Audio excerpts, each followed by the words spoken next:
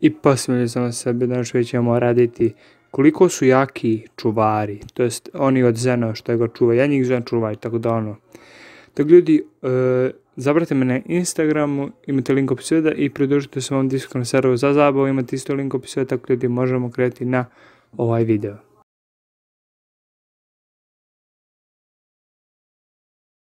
Glava snima kad je borba, nekad pita se gore jel ima Boga. Sve za cash, prodali bi čak i obrada. Sve, svi bi htjeli sad i odmah.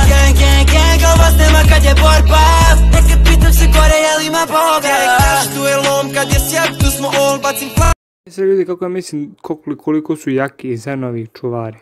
Mislim, svi znamo da je Zeno najjači u cijelom, nije baš najjači, ali on ima najjaču tehniku, tako da može da briše bilo šta i bilo koga ili bilo kad i to sve. Tako ljudi, danas ćemo vidjeti koliko su jaki ti Zenovi čuvari. Mi prvi put njih viđamo u turniru, to jest Univerzum 6 Saga, to jest turnir između Univerzuma 7 i Univerzuma 6. Tu vidimo kad se završio turnir, kad su Champa i Virus onako došli, nakon da se poklone Zenu, Goku je došao dole i tu prvi njihov čuvar, on kao what the fuck kao.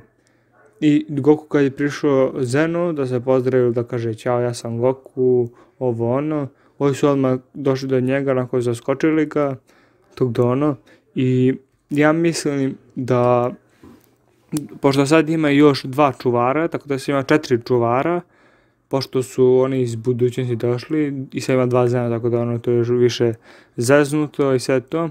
Ja mislim da ti čuvari imaju ultra instinkt, tako da ono, zato što onako su baš brzi, onako su baš došli do Gokua i sve to, ja mislim da čak i ni Jira ne može da ih pobedi.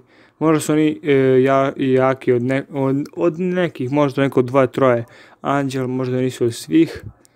Možda su jači od većine bogova, možda neki nisu, možda i nisu neki jači od njih.